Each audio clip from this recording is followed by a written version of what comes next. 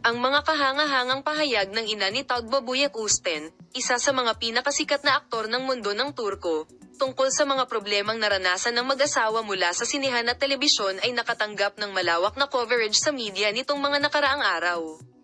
Labis akong nag-aalala sa apo mo at kay Enjen labis akong nag-aalala sa apo mo, ngunit malalampasan ito ni na Enjen at Tagba.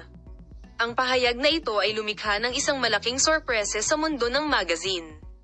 Ang ina ni Tuba Buyak-Usten ay gumawa ng pahayag sa press sa unang pagkakataon tungkol sa mga problema ng kanyang anak na babae at manugang at nagpahayag ng kanyang mga alalahanin.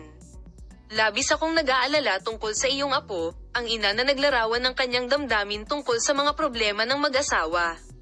Naniniwala ako na parehong malalampasan ni Tagba at Enjen ang mahirap na panahong ito. Ang pahayag na ito mula sa ina ni Tagba Buyak-Usten ay nagdulot ng malaking sorpresa sa mundo ng magazine. Ang katotohanan na ito ang unang pagkakataon na ang isang miyembro ng pamilya ay nagpahayag ng ganoong pahayag tungkol sa mga problema na nararanasan ng mag-asawa na nagpapataas ng magnitude ng insidente.